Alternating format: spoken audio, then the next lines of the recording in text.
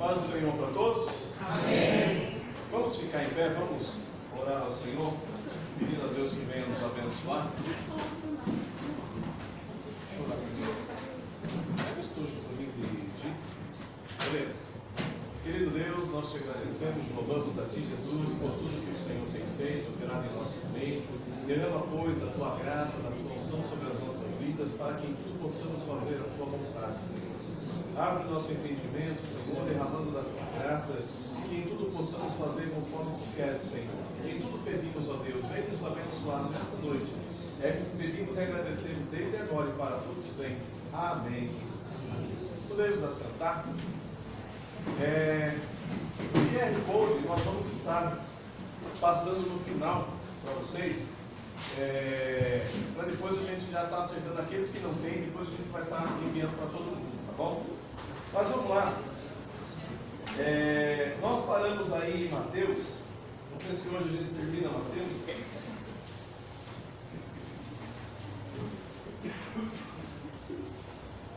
Dúvidas nenhuma, graças a Deus, né?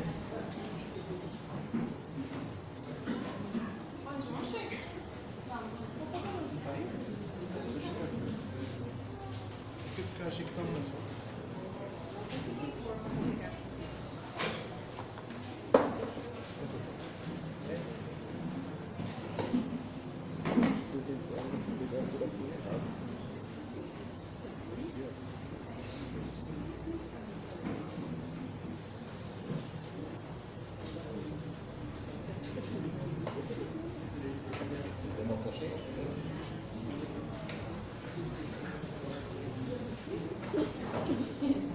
Então vamos lá. Nós paramos justamente na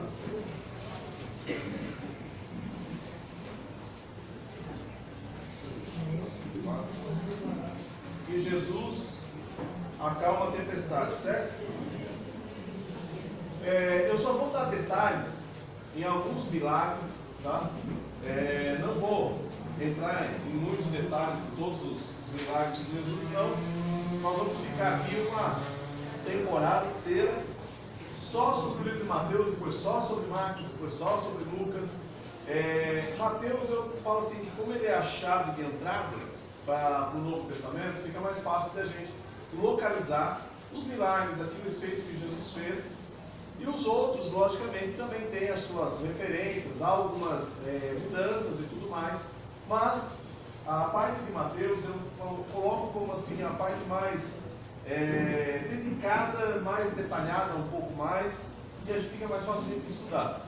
Os milagres são quase os mesmos que acontecem em Marcos e Lucas, tá? Tendo algumas variações, mas até eu vou falar um pouquinho sobre alguma dessas variações e nós vamos perceber aí também, tá? Então depois nós já vamos para o Evangelho de João, porque como nós já vimos, os evangélicos sinóticos, eles são semelhantes, então tem as suas diferençazinhas, mas são quase que as mesmas histórias, as mesmas situações que Cristo passou, tá? E até eu vou falar para vocês que nós vamos chegar naquele ponto justamente dos 3 dias que Jesus ficou no seio da terra, tá? Eu já estou há 2 dias já, 2 semanas já para falar para vocês. Então vamos lá. Nós falamos sobre a questão aí de Jesus acalmar a tempestade, no capítulo 8, verso 23. Agora eu quero dar uma ênfasezinha aí nos endemoniados gadarenos, para vocês perceberem a diferença que existe junto com os outros evangelhos sinóticos, tá? Para que a gente possa entender que cada um fez a sua narração da forma que viu, ou da forma que presenciou, ou a forma que ouviu, tá? Mas o que é interessante é justamente o conteúdo em si é o mesmo, não muda, tá? Então vamos perceber aí, ó. Abrir aí Mateus capítulo 8, verso 28. Acharam? Diz assim: tendo chegado à outra margem, a província dos Gadarenos, ou seja, ele está na cidade de Gadara, saíram ali ao encontro 2 endemoniados, vindos dos sepulcros, tão ferozes eram, que ninguém podia passar por aquele caminho. Nunca se falou tanto em endemoniados como no Novo Testamento. Antigo Testamento se fala, mas é muito raro. Não é? Quando você olha dentro do Novo Testamento, está muita coisa. As pessoas estão ficando endemoniadas muito rápido. Não é? É uma situação difícil, como eu falei para vocês, a situação econômica do Estado de Israel, a situação de opressão que eles estão vivendo, a situação em que eles estão, como se pode se dizer, vivendo como se escravos.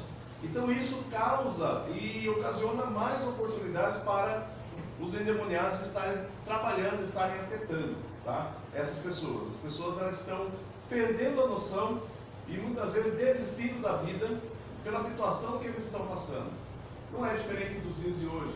Quantas pessoas estão aí se suicidando, desistindo da vida, não é? Entrando em depressão, e são situações que a gente percebe que cada dia que passa se tornam cada vez pior.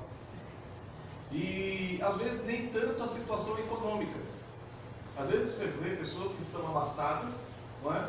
Que têm grandes situações, boas situação financeira, também entram nessa de acabarem tirando a própria vida, ou entrar em depressão, ou entrar em situações realmente difíceis e complicadas. Mas a gente percebe que em tudo isso são sinais dos tempos que Jesus mesmo disse que haveria de acontecer. Então nós precisamos estar atentos a isso também, porque o inimigo ele sempre procura uma brecha. Então nós precisamos estar atentos que às vezes você pode ter algum parente, você pode ter alguém ou algum conhecido, um amigo que talvez esteja passando pela mesma situação. E cabe a nós, como cristãos, como aqueles que realmente conhecem o Evangelho, apresentar a verdade, apresentar a oportunidade de conhecer a Cristo, não é? E a gente sabe que através dele a situação pode melhorar e muitas vezes sair de situações como essa, como a gente vê agora no caso dos gadarenos. Vamos lá.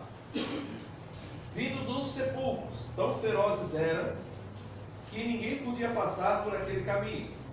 Eis que clamaram dizendo: que temos nós contigo, Jesus, Filho de Deus? Vieste aqui atormentar-nos antes do tempo?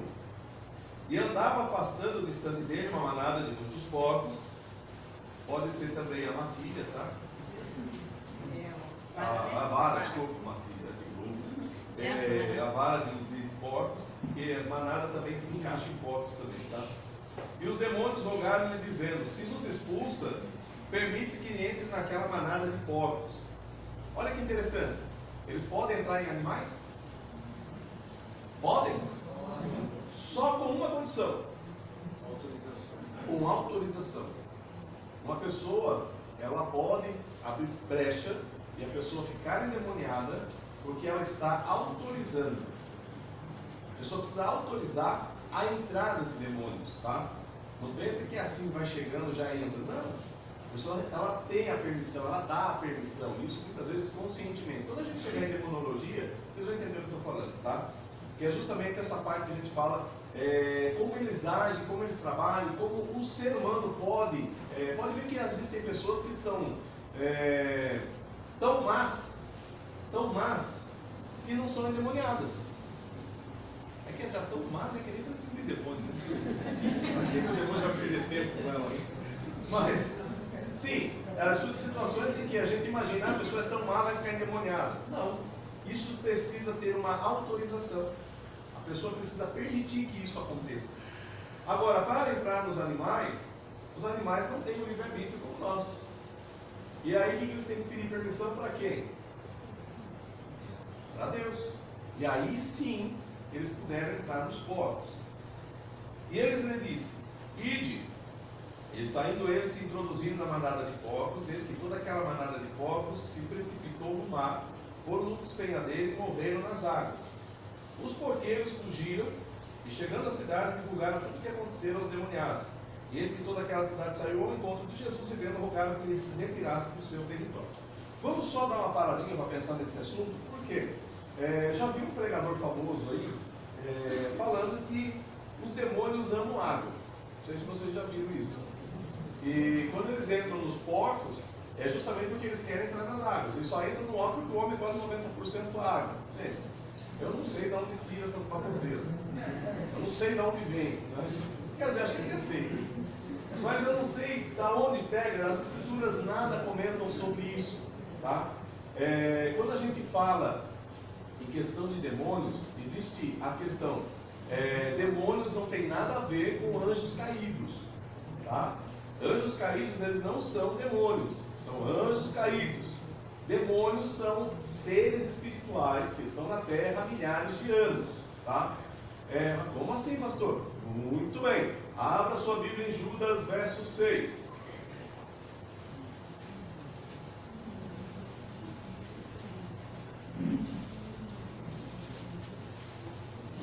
Judas está lá no finalzinho, perto de Apocalipse. Como ele não tem capítulo, só tem verso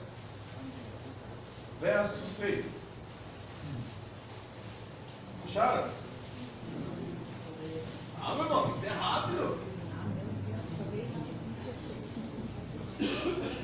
Tem que fazer aquela competição de a Bíblia mais rápido, né? Maratona bíblica, né? Olha, vou ter que expulsar, hein? Desliga o celular. Põe no vibrar, por favor. Vamos lá, verso 6. Acharam? Aos anjos que não guardaram o seu principado, mas deixaram sua própria habitação, reservou na escuridão e em prisões eternas até ao juízo daquele grande dia. Então esses anjos caídos estão? Deu para entender? Eles estão presos, para corroborar, que palavra bonita. Com este verso, 2 Pedro, capítulo 2, verso 4. 2 Pedro, capítulo 2, verso 4.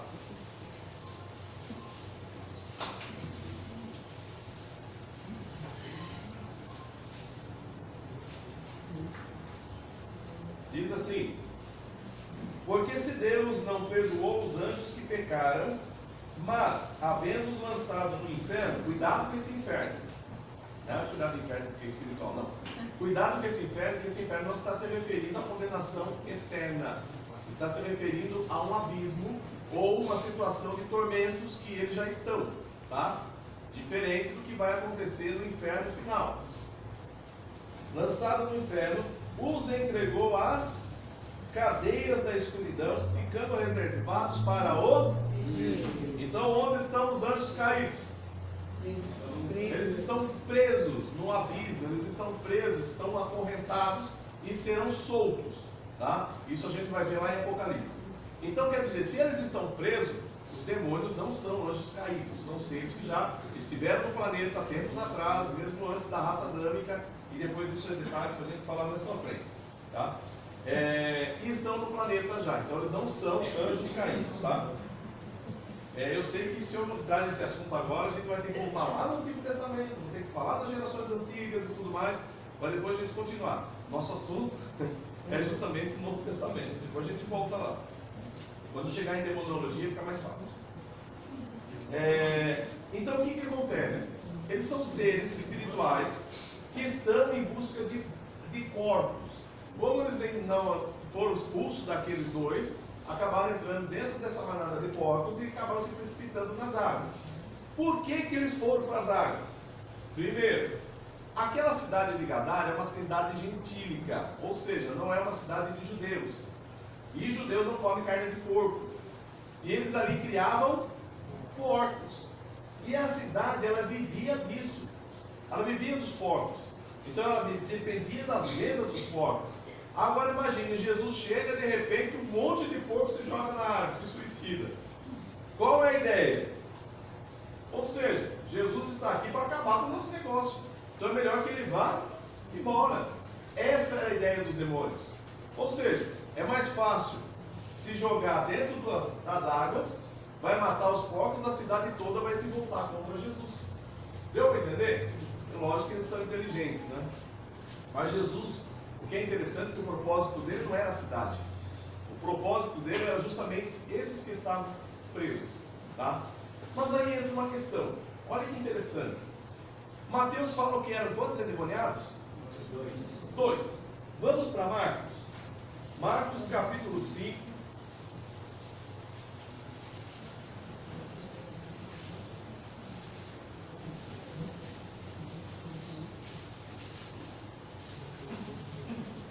verso 1 em diante diz assim, ó. E chegaram a outra margem do mar, a província dos Gadarenos, e saindo ele do barco, ele saiu logo ao seu encontro dos sepulcros, com um espírito imundo. Quantos eram? Na dúvida, a gente tem uma chance de mais um. Vamos para Lucas? Lucas 8.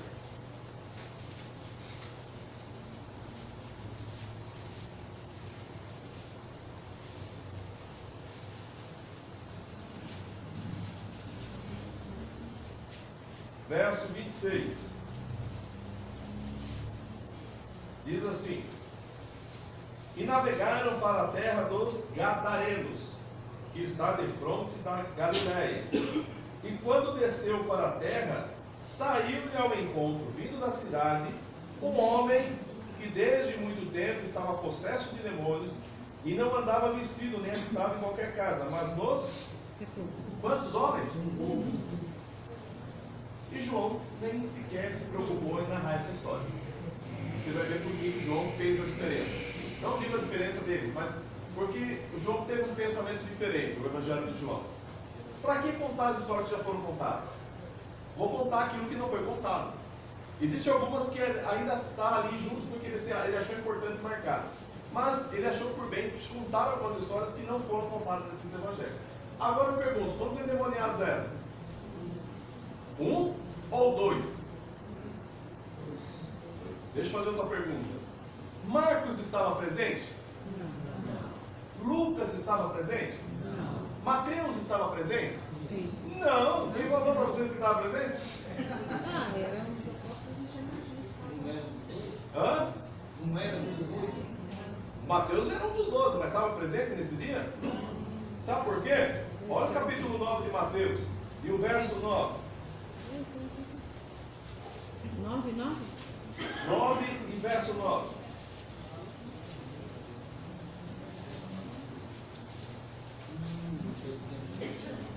Mateus já tinha sido chamado? Não, mas está em ordem cronológica? Bem, se Mateus escreveu, se ele tivesse já visto a situação, ele poderia ter marcado a chamada dele antes, né? Entendi.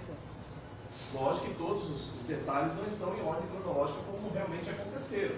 Mas se Mateus assim escreveu, o que eu entendo? Que ele foi chamado depois. Quer dizer então que se você perceber, quando Jesus chamou alguns discípulos, não chamou todos. Chamou alguns, Pedro, João, Tiago, Pedro, João, Tiago, o que mais? Tem mais um. Não lembro agora. André. Já chamou 4, então com ele. Mas ainda falta o restante. Depois a gente vai ver a chamada depois. Tá? E a gente está vendo agora o caso de Mateus. Ou seja, essa história aconteceu, pelo que eu consigo perceber dentro da escritura de Mateus, antes da chamada dele. Então quer dizer que Mateus ouviu essa história, ok? Mas espera um pouquinho. Quando eu vejo Marcos foi discípulo de quem? De Pedro. E Pedro narrou as histórias. Pedro estava presente? Estava. Então espera um pouquinho. Lucas, ele faz uma investigação. Ele podia não estar presente nesse dia, mas ele faz uma investigação. E ele narra a história desse homem. Aí alguns colocam, então possivelmente a história que chegou para Mateus, vamos colocar como crítica textual ou crítica da palavra, esquecendo a questão veracidade, tá? Possivelmente a história que chegou para Mateus eram 2, só que na realidade era 1. Era um pouquinho. Aí fica complicado, né? Se a gente pensar dessa forma. Mas espera um pouquinho para a gente pensar. Se eram 2, e Pedro fala que é 1, e Lucas fala que é 1, e agora? A gente fica com 1 ou fica com 2? O que é interessante é o seguinte: é possível, como alguns autores colocam da seguinte forma, é possível que fossem realmente 2, só que 1 fez a diferença. Podiam ter sido 2 ficaram limpos. Só que 1 fez a diferença em que Lucas e Marcos detalham com mais preciosidade. De que forma? Jesus diz a ele, viu? ele estava nu, Lucas diz que ele estava nu. Aí os discípulos deram uma roupa para ele já estava vestido. Quando a cidade chega, ele já está vestido, está lúcido, está conversando com os discípulos. E o interesse dele é seguir Jesus. O desejo dele é seguir Jesus. Aí Jesus diz: não, fica complicado eu chamar um gentio agora no meio do meu grupo. Porque Jesus veio para quem? Os judeus. Então Jesus diz: então faz o seguinte, vai para a tua casa e conta para a tua família, para a tua cidade, grandes coisas fez o Senhor por vós. E ele então sai dali e vai para a sua família. E Jesus volta para a sua terra. Então eu posso deduzir que, entendendo agora dessa forma de visão, possivelmente fossem dois. Só que um chamou a atenção, de Pedro e de Lucas. Por quê? Esse teve interesse em seguir Jesus. E o outro? Rapidão, depois de lúcido, né? Tchau. É igual a igreja, não é assim? Quantas pessoas vêm para a igreja para receber a bênção e depois que recebe, metade vai embora, outra metade fica? É assim, não é? Depois que está limpo, depois que está tudo bem, não é? Quantas vezes a pessoa chega porque está desempregada, porque não consegue ir em serviço, porque está doente, porque está com enfermidade, está com situações, chega na igreja e aí recebe a bênção e depois você não vê mais. Já recebeu a dele, já recebeu a proposta do Senhor, já está ótimo. A bênção já recebeu, já está recebida. Então, o que nós podemos acreditar? Que eram dois, mas é que um chamou mais atenção. Como, por exemplo, quando você olha também o cego de Jericó. Segundo Marcos, acho que eram dois, não lembro agora, mas possivelmente eram dois. Ou B, Marcos é um, e Mateus fala que era dois. Por que é essa diferença? Mas é que um, Pedro conhecia. E aí você percebe que ele dá detalhes desse cego. Então era conhecido dele. Então é mais fácil eu falar daquele que realmente eu sei quem é, do que eu falar, ah, Jesus fez isso. Como por exemplo, a pessoa, eu chegar aqui e falar, irmãos, vou dar o testemunho de um irmão, o que aconteceu? Vai ter a mesma veracidade se for a pessoa falando? Hã? Não vai, né? Vocês podem ficar, mas será que é? Será que não é? Agora, quando eu falo, olha, fulano, aconteceu isso com fulano, ciclano que vocês conhecem, está no meio de vocês, dá muito mais veracidade na história. É diferente de eu falar, olha, aconteceu um caso lá em Goiânia, né, no fulano de tal, na casa de ciclano. Já foi para Goiânia, sabe onde está lá? Não conhece. Então, fica aquela dúvida, se é que foi verdade mesmo ou não. Agora, se eu digo, olha, aqui em Sorocaba, conhece o filho do fulano de tal, do açougue da rua tal, fica mais fácil, não fica? Você fala, é mais local, fica mais fácil de eu acreditar. Então, alguns detalhes ocorrem isso dentro da palavra. Entendido? Tranquilo? Amém? Agora, vamos ver a vocação de Mateus. Essa parte eu acho linda demais. Primeiro, vamos lá, verso 9. Jesus, passando adiante dali, viu assentado na alfândega um homem chamado Mateus, e disse-lhe, segue-me, e ele levantando-se o seguiu. Para pensar, às vezes a gente faz a leitura tão rápido sem perceber. O que Mateus estava fazendo? Trabalhando no quê? O que a alfândega faz? Recolhe imposto daquilo que entra, daquilo que sai. Então pode dizer que ele era um publicano, ele era um cobrador de imposto. E para os judeus, o cobrador de imposto podia entrar na igreja à vontade, ter oportunidade, ser abençoado. Não. Cobrador de impostos, trabalhando para o inimigo, nem sequer podia entrar dentro da sinagoga. Mesmo sendo judeu? Mesmo sendo judeu. Por quê? Ele é rejeitado. Como que pode a pessoa se dizer crente e trabalha para o mundo?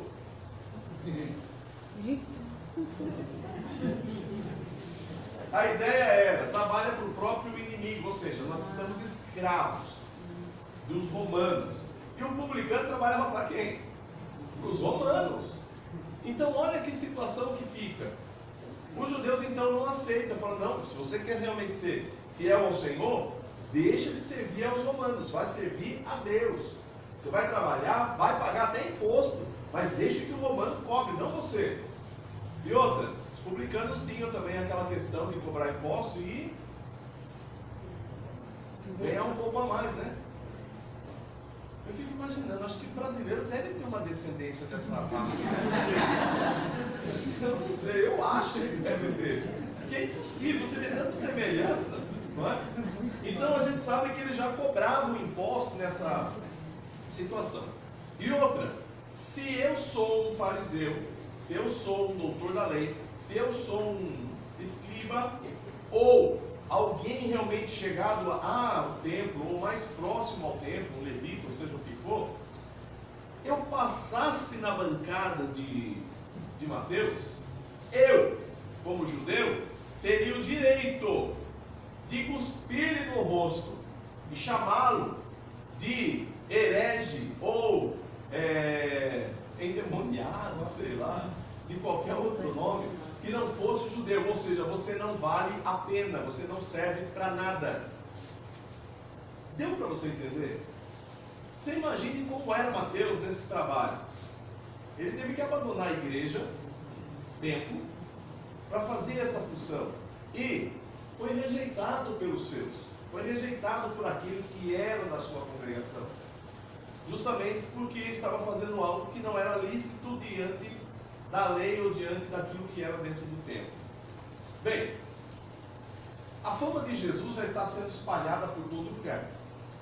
Jesus está sendo chamado de um filho de Deus, um Messias, um enviado de Deus. Mateus está sentado na mesinha dele, está vindo um judeu, que ele percebe que ele não vem só, ele vem com um grupo. Quem é esse homem? E aí ele mesmo coloca, Jesus passando pela mesa. Diz assim, ó, adiante dali, viu-o sentado na alfândega um homem chamado Mateus. Olha que interessante, eu fico imaginando a situação de Mateus. Já está sendo desprezado por todos, sentado trabalhando ali, vê Jesus vindo.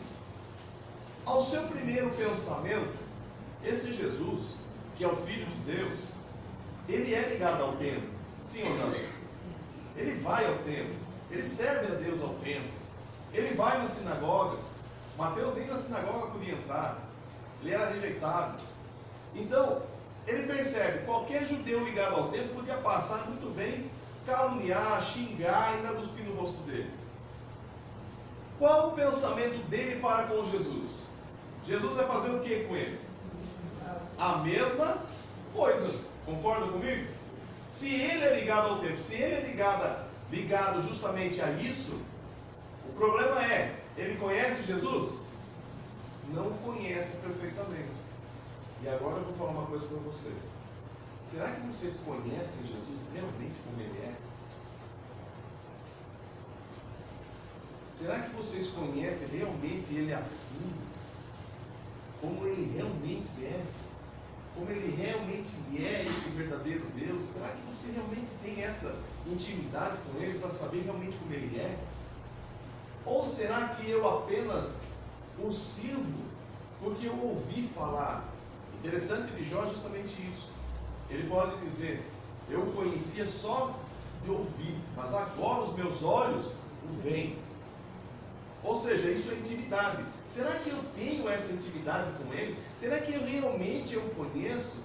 Porque às vezes, irmãos, eu vejo pessoas falando de Jesus de uma forma que eu fico, não é o meu Jesus.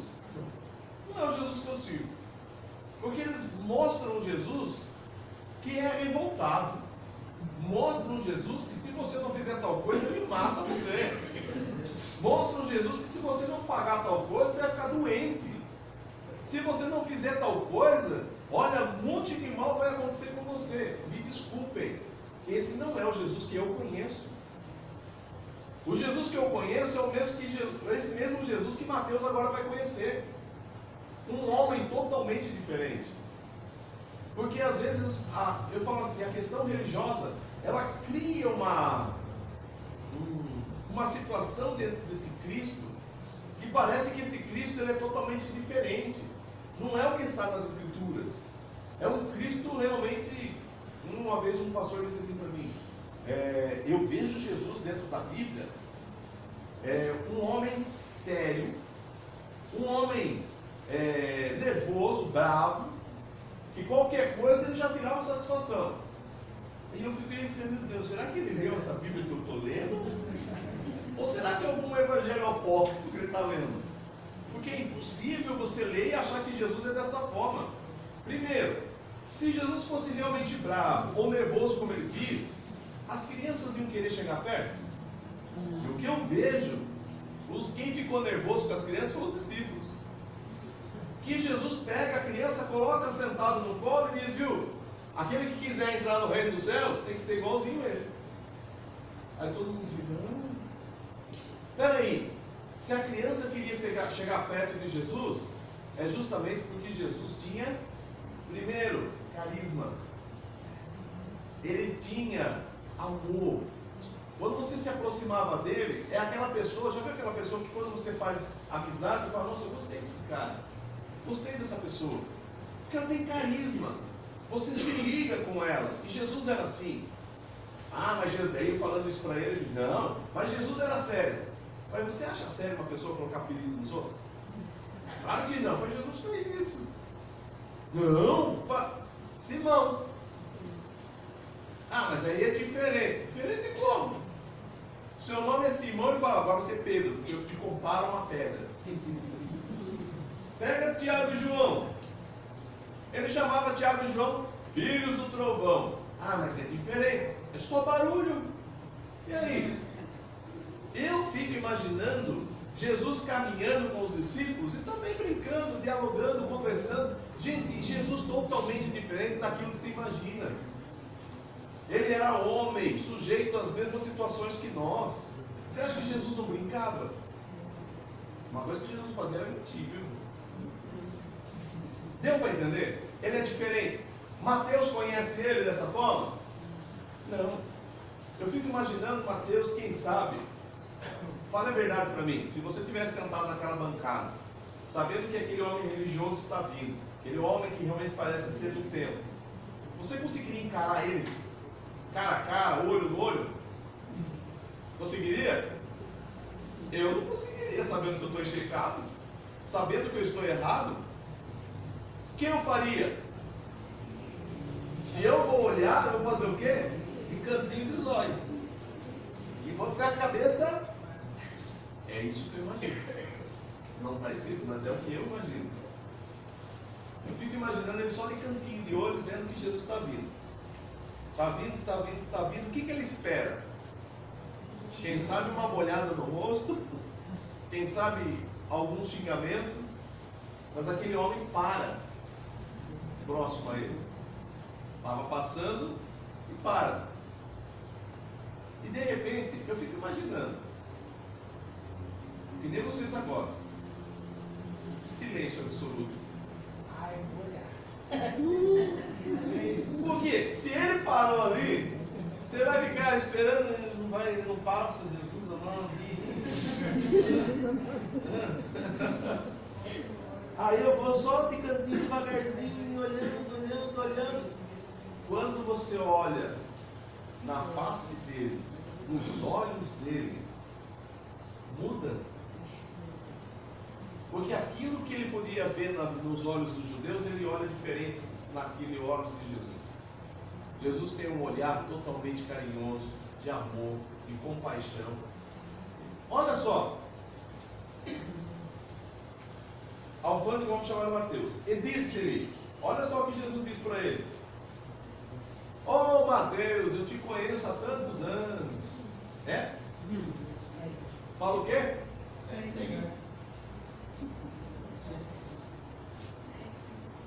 Segue-me. E aí Jesus só olha e diz, segue-me. E vai. Mateus faz o quê? Segue. Faz o quê? Se levanta e segue. Ele levantando-se o... Segue. Que interessante. Aí eu pergunto, o que levou Mateus a seguir ele? Sabe o que? Atitude. Se Mateus não o conhecia como realmente é, a atitude de Jesus fez ele crer em tudo aquilo que realmente já haviam falado dele. A atitude dele. Porque, vamos falar a verdade, as palavras só fazem sentido quando o seu comportamento é da forma que você fala. Se você fala uma coisa e a tua atitude é outra, ninguém vai dar crédito a você. Mas quando a tua atitude é da mesma forma que você fala, aí a coisa é diferente. Jesus, através da sua atitude, do seu comportamento, ganha Mateus. E uma palavra: segue-me. Ele abandona tudo. E o que é interessante, olha o que diz aí, verso 10. E aconteceu que, estando ele sentado à mesa, chegaram muitos publicanos, pecadores, sentaram-se juntamente com Jesus e seus discípulos. Na casa de quem? Vamos tentar ler o verso 11. E os fariseus, vendo isso, disseram aos seus discípulos: por que come o vosso mestre com os publicanos e pecadores? Jesus, porém, ouvindo, disse-lhes: não necessitam de médico os, e sim os. Ide, porém, aprendei o que significa misericórdia, quero e não sacrifício. Porque eu não vim para chamar o justo, mas os pecadores. E quando você olha os outros evangelhos, diz que ele foi na casa de quem? Na casa de quem? Ô, irmão, como assim você conhece o cara pela primeira vez? Eu fico imaginando a esposa de Mateus, que Jesus não caminha sozinho, caminha? Eu fico imaginando, imagine as irmãs aí, o marido chegando em casa mais cedo no serviço, já vai assustar, porque já perdeu o emprego. Com um homem que não vem sozinho, vem com uma multidão. Ele pode dizer: mulher, põe mais água no feijão? Não, prepara outras panelas aí, que a coisa vai ser longa hoje. O jantar vai ser longo. Não entra só Jesus, entra os publicanos, que eram amigos de, e os pecadores. Não é o que está dizendo aí? Por quê? Vamos falar a verdade? Se você é rejeitado, você vai se sentar junto com os outros que foram rejeitados, sim ou não? Se juntaram tudo na casa de Mateus. Jesus está sentado. Imagine que coisa linda, gente. Jesus dando a oportunidade agora para todos ali receber aquilo que foi rejeitado dentro da igreja. Que foi o quê? Salvação. Pesado isso. Mas muitas vezes a igreja rejeita a salvação e Cristo oferece a salvação. A igreja condena a tua salvação, mas Cristo aceita a tua salvação. Olha que coisa linda. Jesus chega lá dentro, na casa de Mateus. Quem fica do fora? Os resmungam, os fariseus. Ó, o seu mestre aí, ó, está sentado com o pecador, está sentado com o publicano. Como assim? Que valor ele tem? Aí Jesus dá um exemplo bem claro. O que ele quer? Misericórdia. O que ele quer? Misericórdia. O que ele quer? Misericórdia. E o que ele quer de você? Misericórdia. E não? Sacrifício. Você entendeu? Não adianta se sacrificar achando que Deus vai te abençoar. O que ele quer de você é justamente isso. O quê? Misericórdia. Misericórdia. É isso que Cristo quer de nós. Será que estamos tendo essa misericórdia? Será que, se nós nos compararmos, que a gente bate no peito e que somos cristãos, podemos dizer que somos realmente cristãos porque seguimos a Cristo e fazendo tudo o que Ele faz? Vamos mudar o que dizemos? Não, irmãos. Seja cristão, seja verdadeiro, seja como Cristo, que não julga pelos atos das outras pessoas, que não condena pelo que os outros fazem, mas que é capaz de dizer: segue-me. Viu, está difícil seguir aí a sua situação? Vem comigo. Venha ser como eu sou. Agora diga para mim, que aprendizado Mateus teve com Cristo? Uma outra situação. E financeiramente? Ele largou tudo, não é? Imagine que ele estava ganhando lá em torno dos, imagine hoje, né? Em torno dos 4 mil reais, trabalhando na alfândega, 6 horas por dia. E agora vai trabalhar com Jesus. Jesus já dá um melhor salário ainda, né? Vai ganhar em torno de 5 mil, porque vai ter que dar um salário maior. É isso? Qual o salário? Segue-me. segue. Se você me seguir, você vai passar fome? Vai faltar roupa para você? Vai faltar sandália para você? O que pode acontecer é que você vai usar a mesma sandália há 40 anos no deserto. Ela não vai gastar. A roupa também vai crescer com você no corpo. Não vai ter desgaste. É o que aconteceu com o povo de Israel. Não é? Diz que a roupa não se rasgaram, as sandálias não se gastaram. Aí você fica imaginando as crianças, né? Que eu acho que a roupa ia crescendo junto com o corpo, porque a criança vai crescendo, né? Poxa, você está com a mesma camiseta ainda, não é? Vai no mesmo culto com a mesma camiseta, com a mesma roupa. Ou seja, se você andar com Cristo, nada vai lhe faltar. Deu para entender? Pode não ter tudo o que você quer, mas a situação básica nunca vai deixar de faltar. Deu para entender? Não estou dizendo que você não pode ser rico, você pode ser rico na graça e misericórdia do Senhor. Mas entenda, Cristo não está oferecendo prosperidade para você. Cristo ele não está oferecendo um salário gordo para você. Ele não está oferecendo casa nova para você, carro novo para você. Ele está oferecendo o quê? Salvação. Segue Ele, meu irmão. Faça o que Ele manda. Faça o que Ele faz. E tudo será diferente. Vamos lá. Deu para entender? A cura da mulher do fluxo de sangue. Você já conhece a história. Outra situação. Agora no capítulo 10, Mateus ele deixa claro para nós assim. Que ele chama os seus discípulos. Vamos lá, no capítulo 10, verso 1 diz assim, ó, chamando os seus 12 discípulos, então agora já está completo, deu-lhes poder sobre espíritos imundos, para expulsarem, para curarem toda enfermidade e todo mal. Ora, o nome dos 12 apóstolos são estes. Primeiro, Simão, chamado Pedro. Jesus já mudou o nome dele, então vamos lá. Primeiro é o Pedro. Homem fiel ao Senhor, não nega por nada, é uma pessoa que não muda de opinião, não é? Um grande conhecedor das Escrituras, não é? Que até depois da sua carta ele diz assim, como é difícil entender o que Paulo escreve. Pedro falando, como é difícil.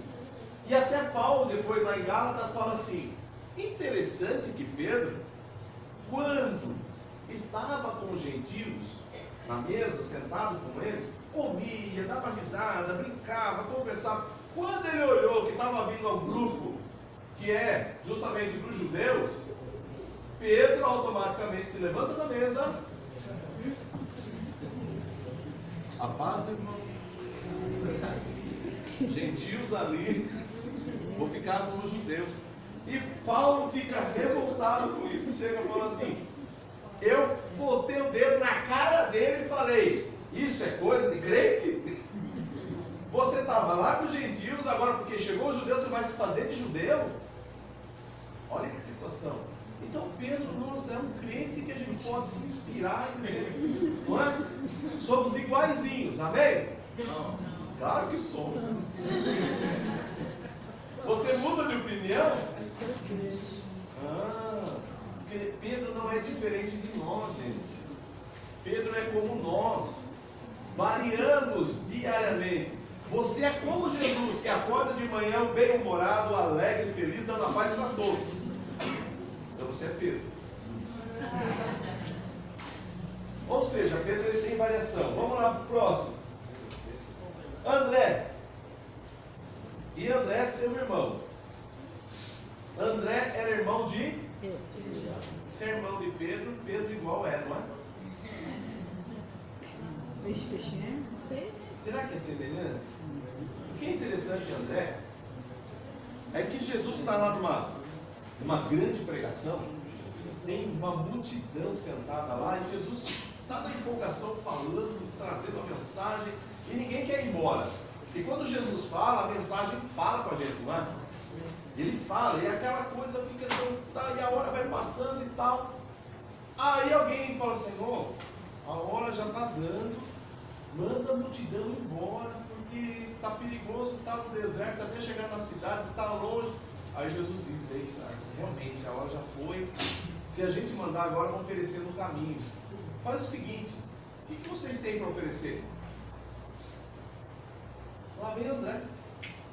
Senhor, tem um garotinho aqui com 5 pãezinhos e 2 peixinhos.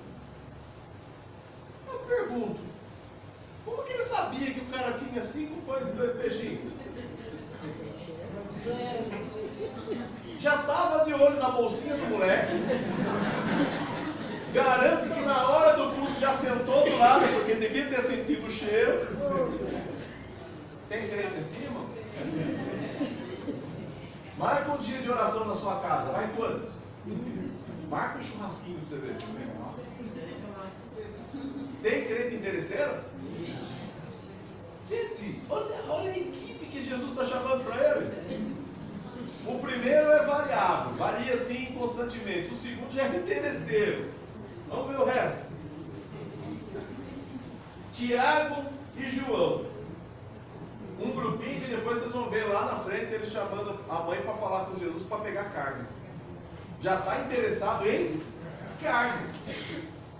Irmão, você chama esse tipo de gente para trabalhar com você? Ah, irmão, o irmão só quer saber de carne, eu não vou chamar. Mas Jesus chamou. Chamou. Pessoas interessadas em carne. Já estavam pensando, Jesus, na hora que você ficar rei, deixa eu sentar do teu lado direito, do outro lado esquerdo. Interesse. Vamos lá. Filipe, Bartolomeu, Tomé. Tomé era crente, vamos falar a verdade. Era crente, não era? Filipe, por exemplo, quando Jesus nessa campanha aí de pregação no deserto, chega para Filipe, Filipe, o que você tem aí para oferecer para o povo? Senhor, 200 dinheiro não serve para todo mundo. Acho que Filipe já estava com um dinheirinho no bolso, falou, Senhor, só o que eu tenho, não vai dar para nada. Mas o moleque oferece o que tem. E Deus faz o quê? Faz o quê? Irmão, ofereça o que você tem. Jesus não quer nada além daquilo que você tem. Jesus não quer que você ofereça aquilo que você não pode dar. Ele quer que você ofereça aquilo que você tem. Se você oferecer o que você tem, Ele faz prosperar. Ele faz multiplicar. Mas é aquilo que você tem. Agora, se você estiver querendo falar, não, mas vou fazer um negócio com Jesus, porque assim, se eu der 500, diz que é 100%. Então eu vou receber 1000 de volta. Deus 500, você vai esperar quanto de volta?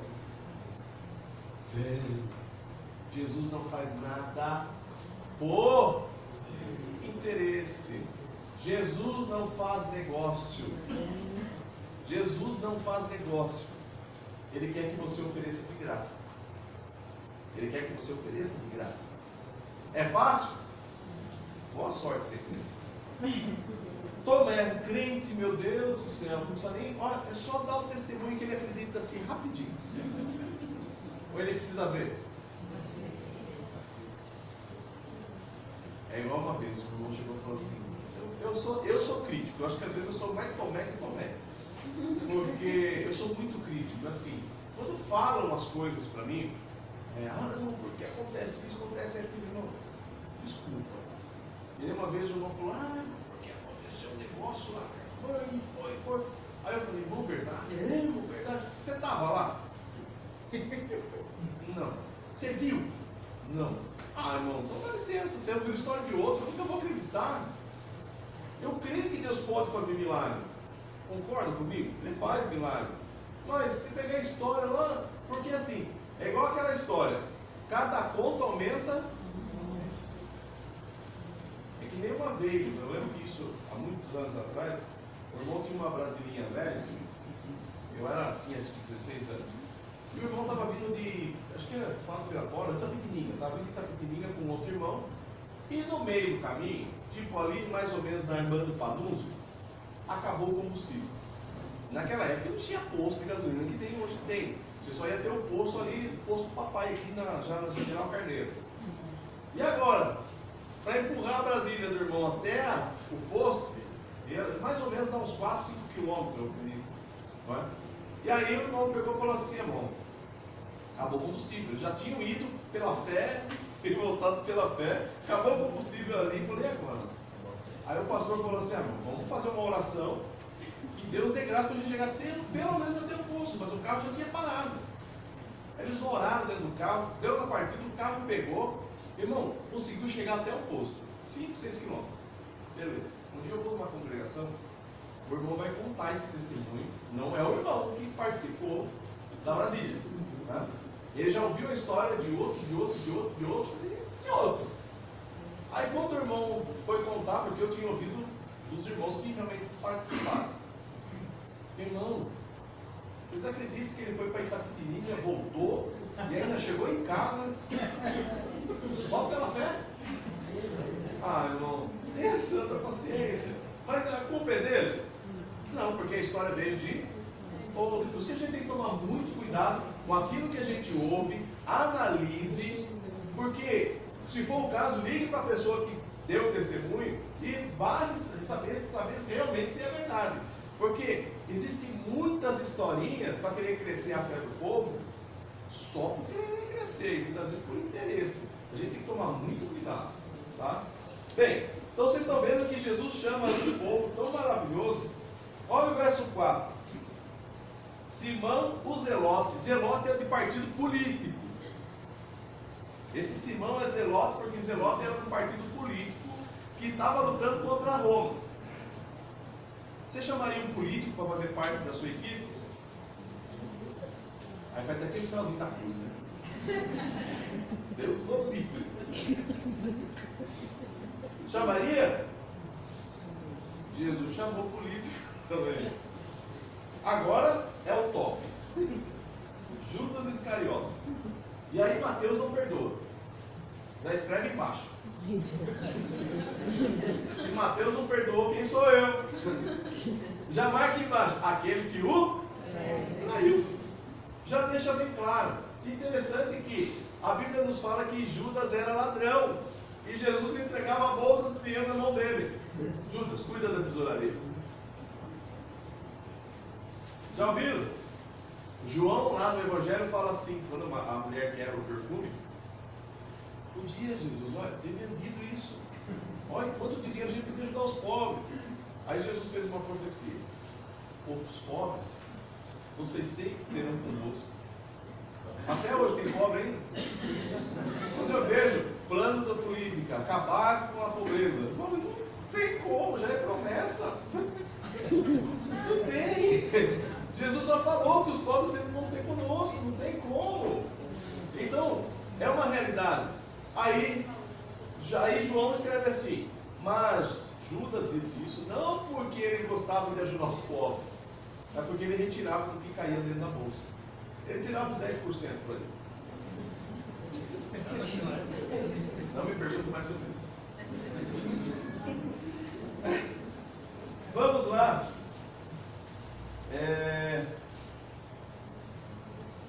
Vamos para o capítulo 12.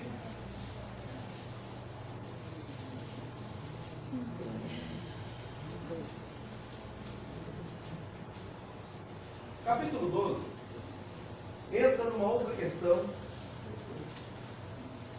que é justamente a questão do sábado.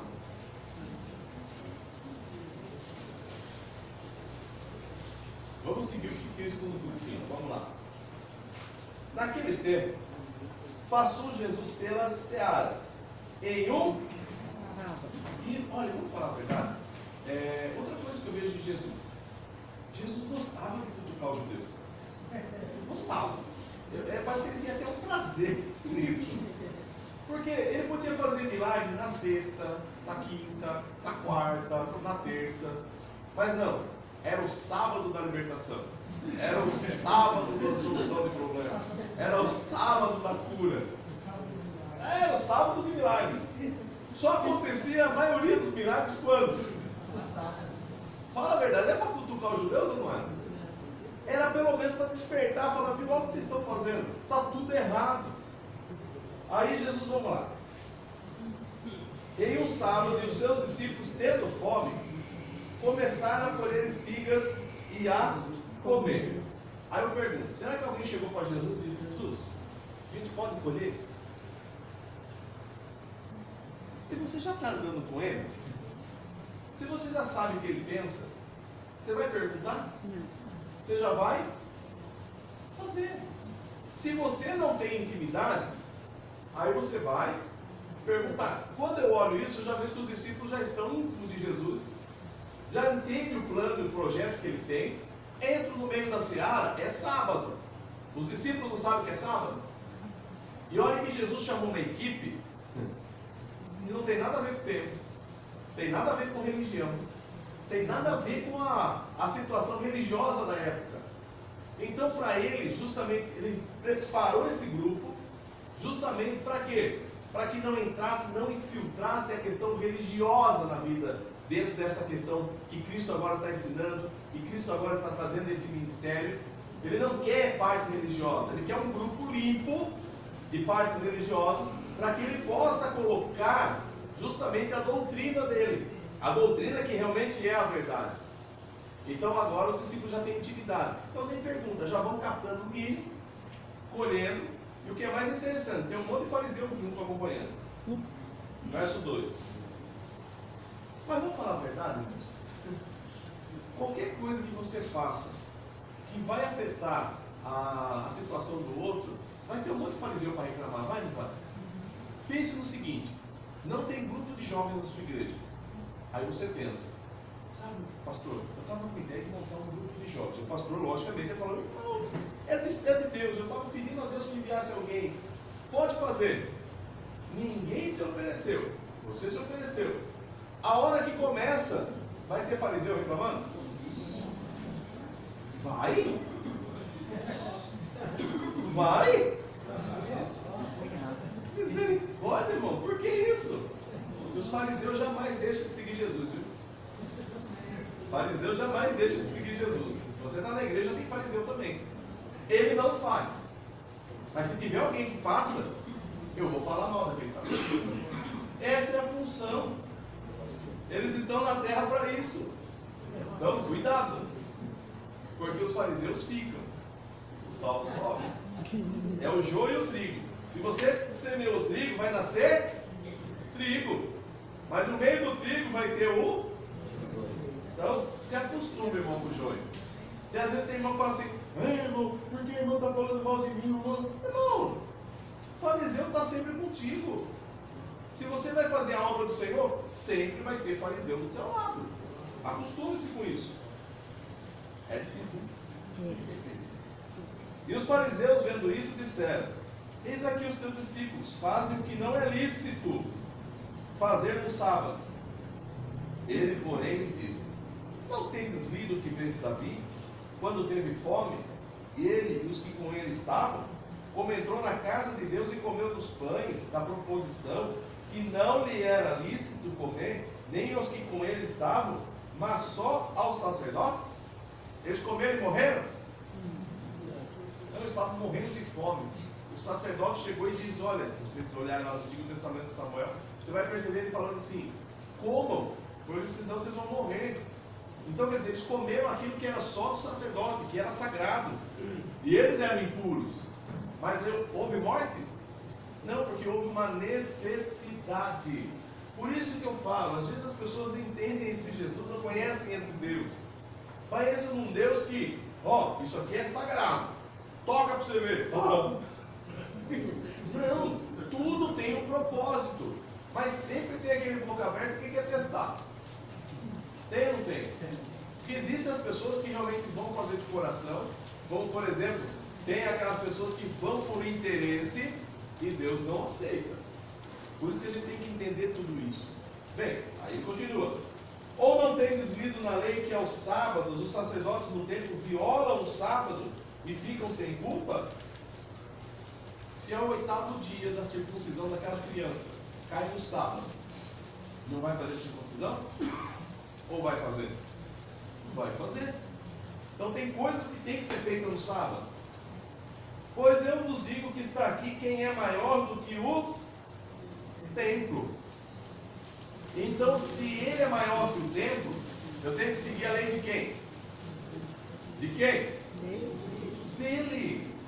Bem, aí ele diz, mas se vós soubesses o que significa, de novo, misericórdia e não sacrifício, não condenarias os inocentes. Porque o Filho do Homem, até do sábado, é filho. E tem gente que critica a gente porque a gente não guarda o sábado. Mas você está servindo quem? Se você não está servindo Cristo, aí eles têm todo o direito de criticar você. Porque você não está servindo esse Senhor, então você tem que guardar o sábado. Mas espera aí, se eu estou servindo a Ele é até Senhor do sábado? Sim. Então faça aquilo que Deus está te dando, a oportunidade que Ele está te dando. Você está servindo a Cristo, faça-o. Tá? Sábado era para os judeus, o sábado era sagrado para eles. Só que acontece que os judeus começaram a interferir dentro das leis do sábado. Eles começaram a mudar as leis. Um exemplo. No sábado não podia fazer nada. Aí eles começaram a determinar, só pode andar a 300 metros. Outros podiam dizer assim, não, você pode cozinhar até sexta-feira a tal hora. Olha, você não pode fazer tal coisa. Mas outros faziam. É mais fácil eu cobrar dos outros do que eu fazer. E olha, vou falar uma coisa para vocês. Quando aquela pessoa começa a condenar a outra, ou dizer coisas da outra, porque ela está pecando, está fazendo algo contra aquilo que a igreja hoje fala ou prega, a pessoa diz, olha, mas eu hoje fiz tal coisa, viu? Como eu já vi uma vez um diácono chegar na igreja e falar assim, pastor, fulano não participou da ceia. Vem cá, vai excluir? O que a Bíblia diz? Examine-se, pois, o homem a... É eu que vou julgar? Sou eu que vou cortar? Se ele examinou e achou por bem não participar, quem sou eu para condenar? Mas sempre tem alguém para condenar. Sempre. Quando tem esse alguém que vai condenando os outros, você pode ter certeza, é de praxe já. Ele tem um pecado maior que o outro, só que ele quer encobrir. É natural do ser humano. É mais fácil eu apontar para os outros.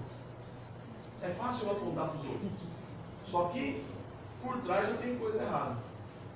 Isso eu falo de exemplo que teve um rapaz esse tempo passado que começou a falar de fulano, de ciclano, adulterou, a outra adulterou. Eu falei, mas por que ele está tanto preocupado com o adultério dos outros? Dito e feito. O que vocês acham? Já há mais de 2 anos adulterando. É mais fácil eu apontar para os outros, para que não vejam a minha falha, ou tentar me justificar pelo que os outros estão fazendo. Por isso que a gente tem que tomar muito cuidado. Como uma vez um pastor falou assim para mim, irmão, fui dirigir uma igreja, aí tinha um diácono na porta, que é aquela igreja tradicional, tem questão de cabelo, tem saia e tudo mais. E aí ele disse assim, irmão, tinha um diácono na porta, acabava o culto, ele vinha falar comigo, pastor, você viu a irmã fulana e tal? Só vi. Veio com a saia por aqui, pastor. Passado outro culto. Você viu a irmã fulana e tal? Veio com os seios quase de fora, pastor. Aí, meu irmão, todo culto. Irmão, disciplinei o diácono. Mas por quê? Ele não tirava os olhos das irmãs. O problema não era as irmãs, o problema era ele que não tirava os olhos das irmãs. Ele queria que as irmãs vestissem completo, por quê? Para que ele não pecasse. Então nós temos que tomar muito cuidado. Vamos lá. Só Cristo da casa. Vamos lá para capítulo 12, verso 38. Oh, glória, chegamos.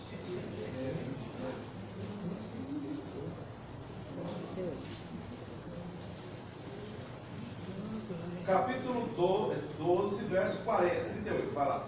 Diz assim: então alguns dos escribas e dos fariseus tomaram a palavra dizendo: mestre, quiséramos ver da tua parte algum sinal. Jesus já tinha feito milagre? Meu Deus. Jesus já tinha feito coisas extraordinárias já, nessa época? Já. O que eles querem? E tem gente que fala assim, eu só vou na igreja que Deus me dê um sinal. Cuidado que você pega, irmão. É o que ele dá, hein? É igual eu vi hoje, alguém perguntou, mas viu, quem é Deus? O que é Deus? Ele falou assim, sabe aquela coisa assim que você deseja tanto que você quer, que você pede? Então, Deus é aquele cara que te ignora. Porque você só pede para você, ele vai te ignorar, isso é lógico, não é? Então, quando você olha essa situação, eles estão pedindo o quê? Sinal. Na realidade, eles estão querendo assim, que eles estão numa situação complicada. Porque aquilo que eles pensavam que Jesus seria, Jesus não é o que eles imaginavam.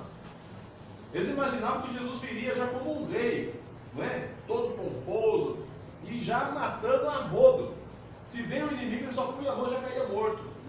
É esse que eles estavam esperando. Só que esse Jesus não vem assim. Esse Jesus entra na casa de publicano, ele entra na casa de pecador, não é? Ele cura pessoas, ele faz coisas assim, para eles, aos olhos deles, está fazendo uma coisa que não é certa. Imagine que ele atravessou a Galileia, pegou o mar da Galileia, atravessou para Gadara, que é gentil, ainda foi lá, ainda tirou o endemoniado, que era gentil. Pô, para pensar, o que esse cara está aqui pensando? Se Deus é nosso, por que ele está oferecendo para os outros? Deu para entender? E agora eles querem o quê? Sinal. Que se Jesus fizer um sinal ali, aí eles vão seguir Jesus. Aí eles vão. Sabe o que eu aprendo nisso? Jesus quer que você sirva a Ele por interesse? Por isso que Ele fazia milagres sem interesse algum. Ele dizia para as pessoas, vai para tua casa em paz. Só foi curado, volta em paz. Seguir Cristo é opcional. Sabiam disso? Seguir a Cristo é opcional. Segue se você quiser. Ele não quer que você o siga por interesse. Ele quer que você o siga, mas não por interesse. É opcional. Você que sabe, você que decide. Não pense que Jesus vai ficar insistindo. Ele vai chamar, segue-me. Se você veio, veio. Se não veio, paciência. E aí? É assim que ele é? Quantas oportunidades ele já te deu? Quantas? E a gente continua teimando ainda. É ou não é? E você já também seguiu ele por interesse? Já ou não? Quantas orações por interesse? Só que Jesus não quer isso. Ele quer que você o siga de vontade. Aí vamos lá. Mas eles lhe respondeu e disse: uma geração má e adúltera pede um sinal. Jesus não tem papa nas línguas, né? Está um grupo ali. Chama o quê? Essa geração do quê? Má e adúltera. Pede um sinal, porém não se lhe dará outro sinal, senão do profeta. Pois como Jonas esteve 3 dias e 3 noites no ventre da baleia, assim estará o Filho do Homem 3 dias e 3 noites no seio da terra. Então Jesus mentiu. Cheguei nessa hora, hein? Cheguei nessa hora. Jesus morreu quando? Sexta. Vamos lá.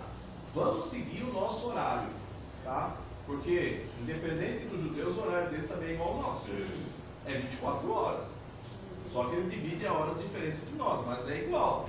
Vamos lá, sexta. Quando que vai dar um dia?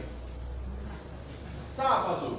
Não é? Se ele morreu 3 horas da tarde, que é o finalzinho lá quase das 3 horas da tarde, ele deu o seu último suspiro, último grado. Vamos dizer que ele morreu 3 horas da tarde. Então 3 horas de sábado, um dia. 3 horas do domingo, 2 dias. Segunda-feira, 3 horas da tarde, ele ressuscitou. Foi? Vamos tomar um café, a gente já volta.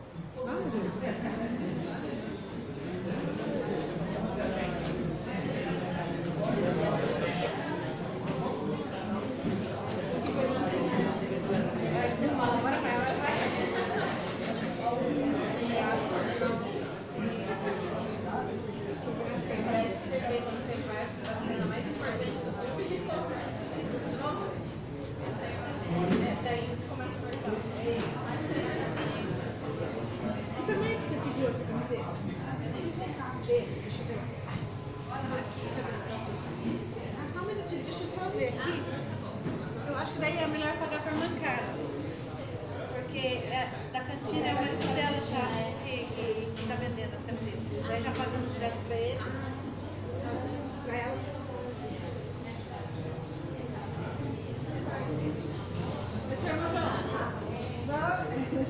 Cadê a Paty? Já foi? Ah, não sei. G, né? Eu não sei, Lesar foi. Veja aí.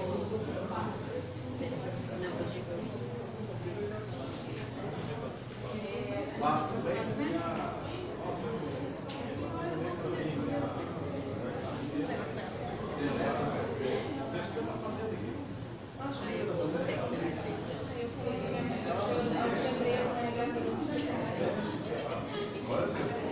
Quarta-feira tem mais uma aula aí.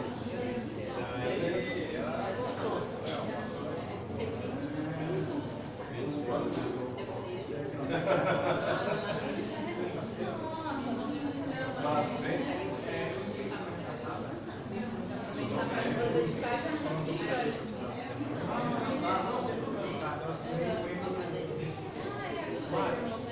Já contabiliza o dele, que ele vai ter que sair mais cedo.